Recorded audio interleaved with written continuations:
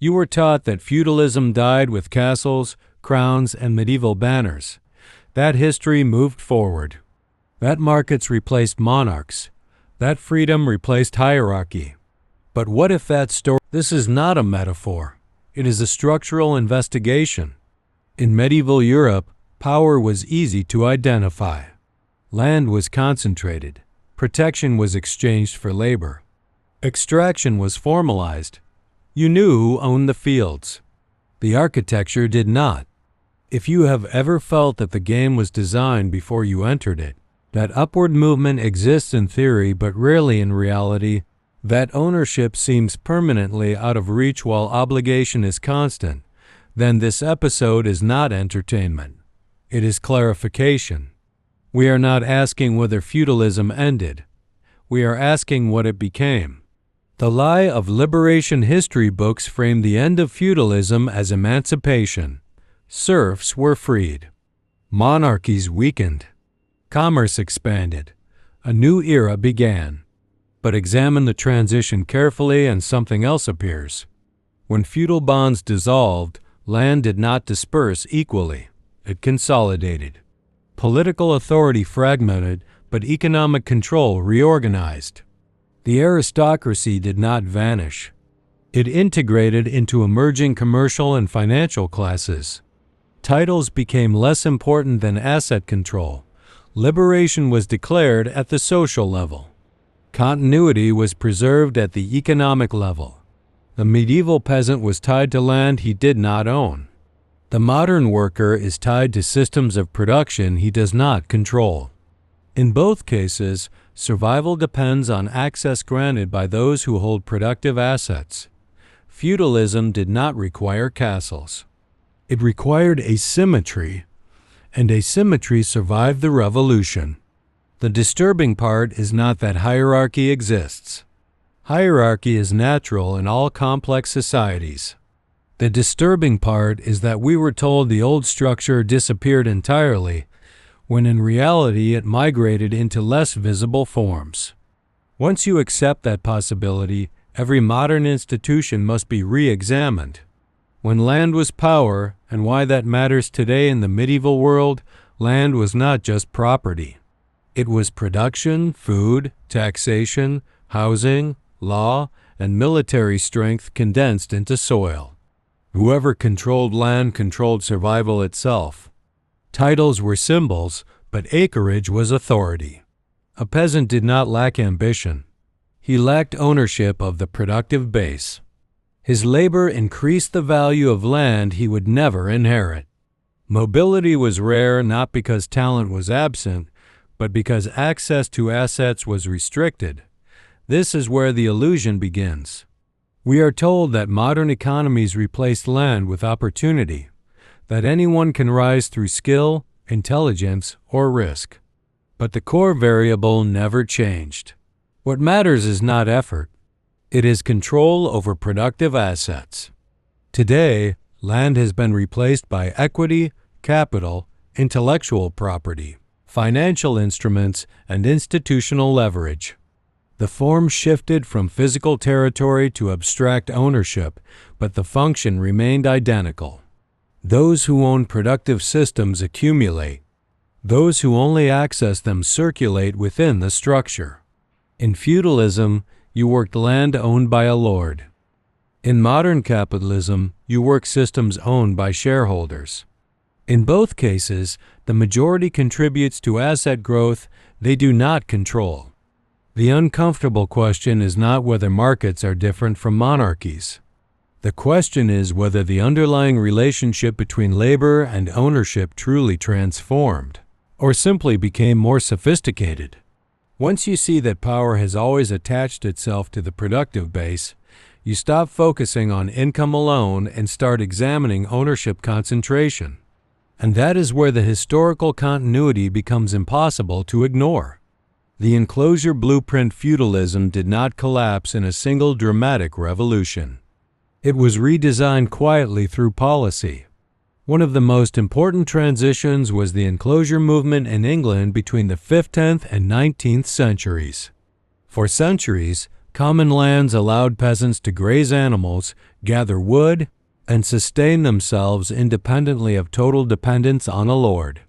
These commons were imperfect, but they created a buffer between survival and total subordination. Then the land was fenced.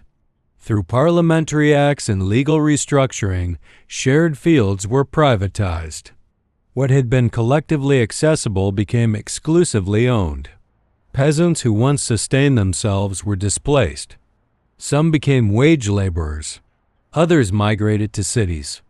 Many lost the economic autonomy that had protected them. This was not chaos. It was administrative. The enclosure movement created a new class of landless workers precisely when industrial production required them. Third, create a labor force that must now sell time to survive. When you examine modern privatization of utilities, housing markets, digital platforms, and even data, the pattern feels familiar. The resource changes. The structure repeats.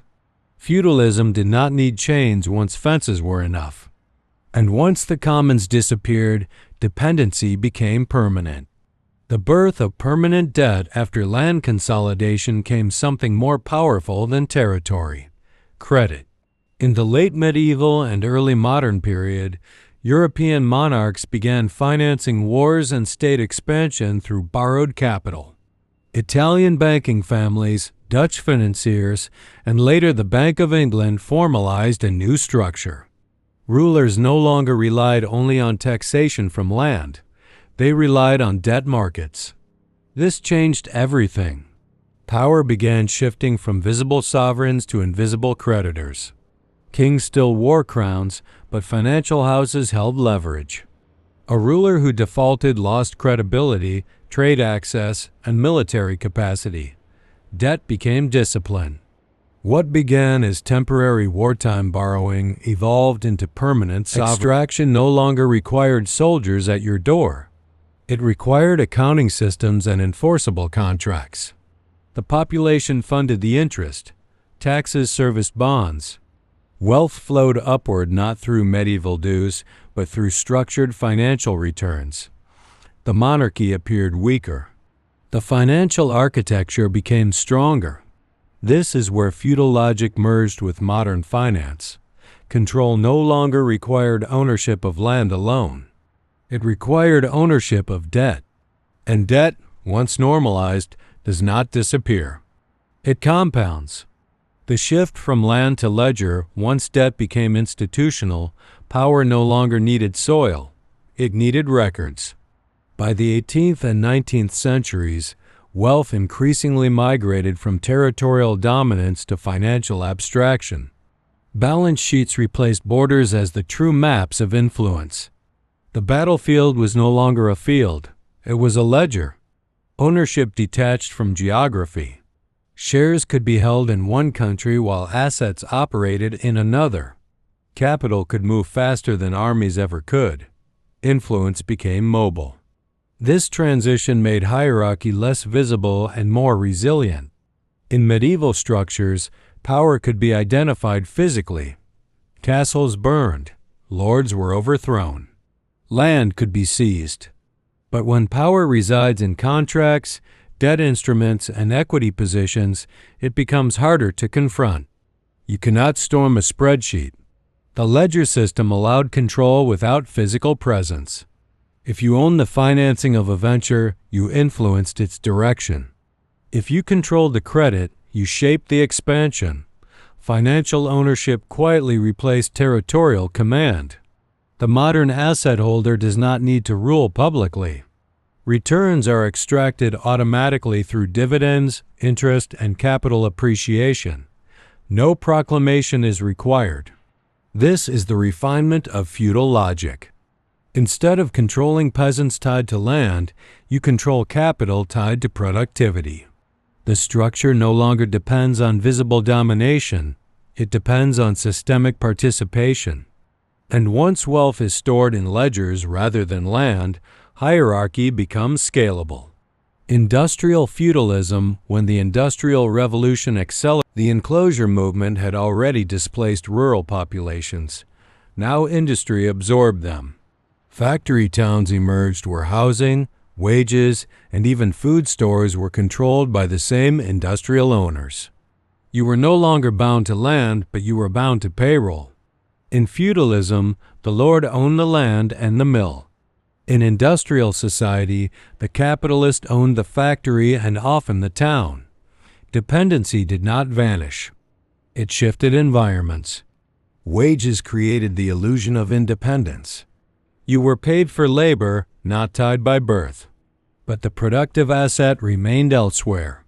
Workers generated output they did not own. Surplus accumulated upward. Industrial magnates did not need noble titles. Their authority was economic. And because industrial wealth scaled faster than medieval land ever could, hierarchy expanded globally. Feudalism had limits tied to territory. Industrial capital did not. The castle became the corporation. The estate became the enterprise. The serf became the wage earner. The structure survived modernization. Central banking and the institutional lord, as industrial power expanded, another structure solidified quietly in the background. Central banking. Before centralized monetary authorities, currency systems were fragmented and unstable. Trade required trust in metal content or local issuers. Financial crises were frequent and brutal. Stability became the justification for consolidation. In 1694, the Bank of England formalized a new model. A privately structured institution gained authority to manage national debt and issue currency tied to state obligations. Over time, similar institutions emerged across Europe and eventually the world. This was not theatrical power. It was structural. Central banks positioned themselves as guardians of stability. But stability requires control. Control over currency issuance. Control over interest rates. Control over liquidity. The ability to expand or contract money supply became a lever. When money is elastic, economic reality can be reshaped without visible force. Inflation can dilute savings. Tightening can restrict growth. Asset bubbles can be encouraged or deflated.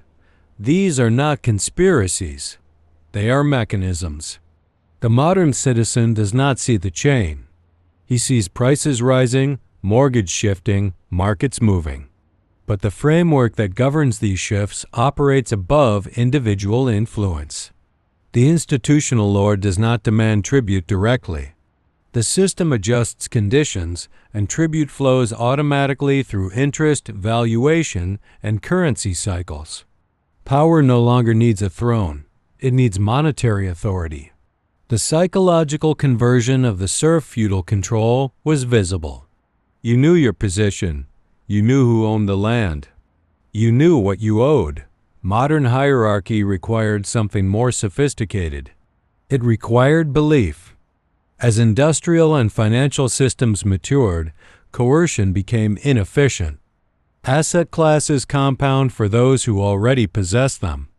Those without assets rely on wages, and wages rarely compound at the same velocity as capital. The psychological shift is critical.